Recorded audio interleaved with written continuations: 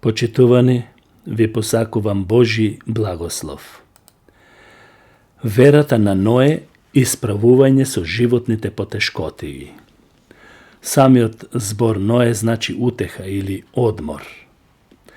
Ќе го разгледаме накусо патувањето на животот на еден верен човек кој стоеше како светилник на верата и послушноста во свет во кој царуваше злото. Тој човек се вика Ное. Неговиот животен пат е раскажан во книгата на Битие или првата книга на Мојсеј, каде што можеме да ги видиме длабоките лекции дадени кои останаа до денешен ден како поука и предупредување на човештвото за се што се случи, особено потопот. Додека се движиме низ деталите од животот на Ное, Бог нека ни даде мудрост и инспирација за нашето собствено патување преку вера низ бурите на овој живот, низ потешкотиите на овој живот.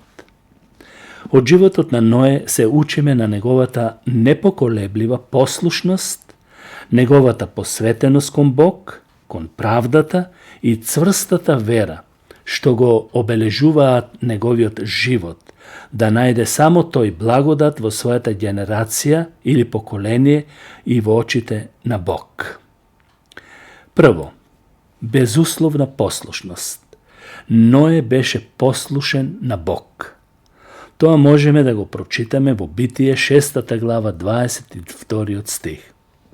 Животот на Ное не учи, не воспитува, не води на значењето на послушноста кон Божите заповеди. Соочени со општествената расипаност во времето во кој Ное живееше, а исто така и во наше време, посветеноста на Ное да ги следи Божите упатства и заповеди представува доказ за неговата послушност. Имаше само една задача – да му биде послушен на Бог. Библијата на повеќе места, на многу места, пишува колку е важна послушноста. Таа е од се најважна. Всушност, човештвото, поради Адам и Ева, отпадна од Бог само поради непослушност. Ное знаеше да биде послушен на Бог. И затоа, неговиот живот се карактеризира по тоа што тој беше послушен на Бог. Тоа е првата основна задача на секој верник. Второ, да има праведен живот.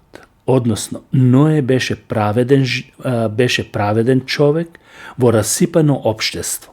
За ова нешто можете да се прочитате во Битие или прва книга Мојсеева, 6 глава, 9 стих.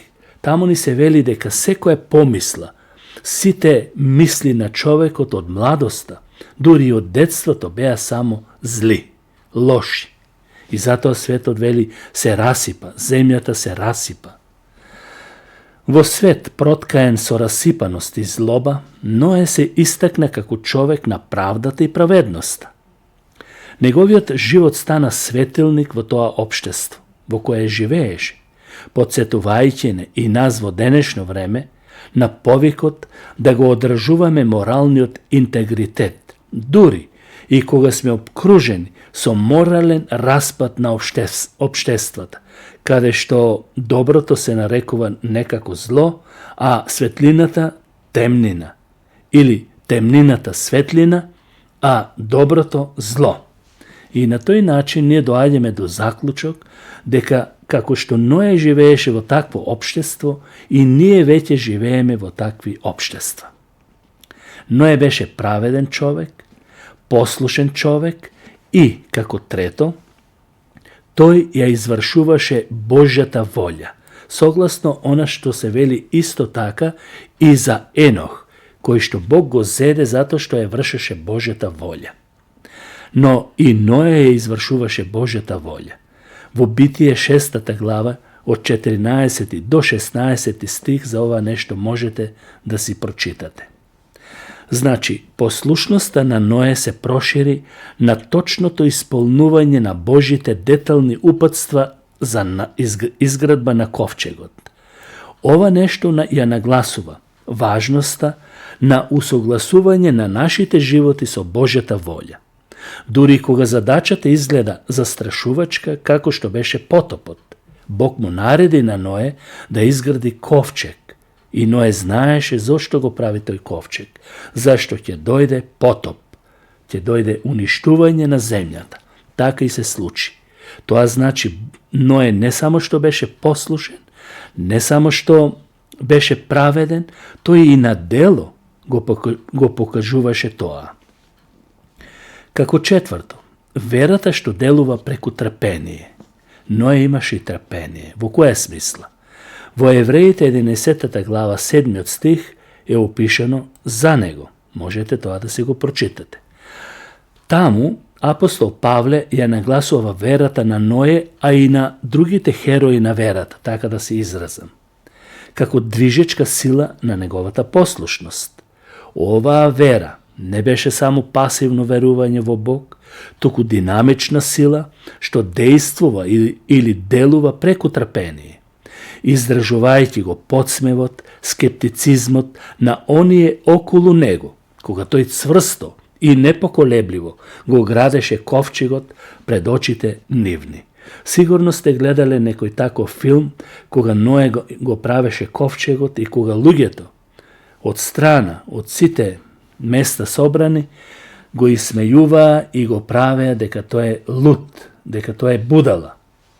Но Ное го осуди светот со неговата праведност и извршување на Божјата волја.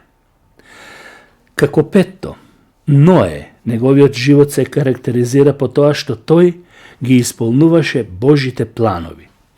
Во Битие 7 глава од 5 стих ни се вели за ова нешто и можете да си го прочитате.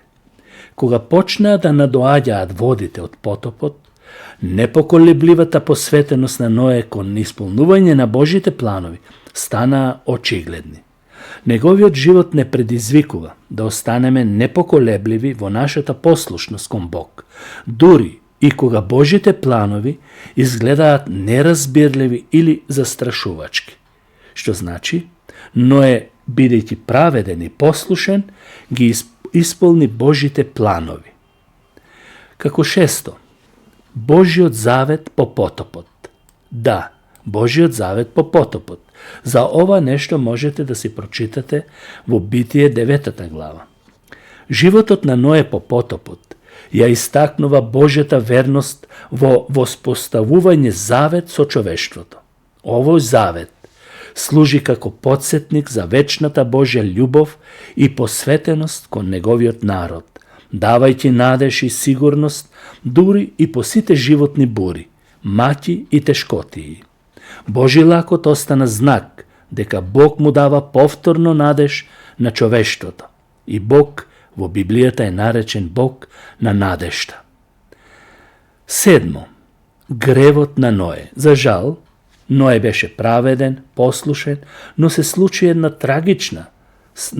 трагичен настан, што до денешен ден остана како една дамка на Ное, а тоа е гревот на Ное. За ова нешто можете да си прочитате во Битие 9 глава 21 стих. Ное, како и сите луѓе, не бил без недостатоци. Секој човек на оваа земја има своји недостатоци, своји слабости. Тоа се должи на тоа што ние сме родени во грев, а Адамовиот грев се уште престојува во човечкото тело, иако спасени. Но, неговиот тежок грев со виното по потопот ја открива реалноста на човековата слабост и потребата од постојана зависност од Божјата благодат.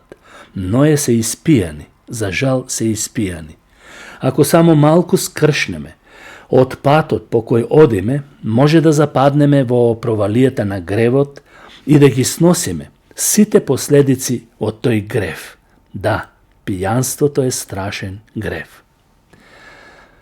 Потоа од самиот тој грев ги гледаме последиците, а и благословот и проклетството на децата. Во Битие 9 глава од 25 до 27 стих можете тоа да си го прочитате. Кога Ное дозна каква глупост направи пред неговите синови, почна да дава благослов, но тој почна да дава и проклетство за оној син што не го заштити од глупоста во пијанството, илустрирајќи ја тежината на благословите и проклетствата што можат да ги придружуваат семејните односи. Како девето, долговечноста на животот на Ное. Ное живееше дури 930 години. Тој служи како символ на добро, проживеан живот во послушност кон Бог. Неговиот живот и наследството по потопот не охрабрува да размислиме за трајното влијание што нашите животи можат да го имаат кога живееме во согласност со Божјата волја. Бог вели во петтата заповед за децата: биди послушен на таткото и мајкати, за да ти се продолжат годините на земјата. Точно тоа е и за нас се однесува. Да, Ное живееше долг живот, сит живот, беше праведен човек, послушен, ја извршуваше Божјата волја, Божите планови се обистинија преку него и така натаму. И заклучувам со овој човек. Животот на Ное не учи да ги понесеме овие непроценливи лекции во нашите собствени патувања и живот. Послушноста на Ное, посветеноста кон правдата, неговата вера и признавањето на Божиот завет не потсетуваат на обновување на нашите животи. Кога некој ќе поверува во Исус, тој станува нова личност. Старото поминува и се настанува ново, согласно она што го вели Павле: кој е во Христос, тој е ново создание, старото помина, ете се стана ново. Токму тоа не учи овој човек да бидеме нови личности, да го слушаме Бог во целосна послушност, како нови личности. Движењето низ животните потешкотии, обкружени со расипан свет, нека ни биде пример, Ное, да чекориме со непоколеблива вера, верувајќи дека Божите ветувања се сигурни и трајни. Неговите завети се непрекинати и неговата верност е нашето сидро во средината на секое искушение во овој свет. Нека нашите животи, како и Ноевиот, остават трајно наследство на вера, послушност и посветеност кон Бог, кои не водат ни животните бури и кон сигурноста на неговите ветувања за вечен живот. Нека Господ Бог ве благослови, почитувани. Амин.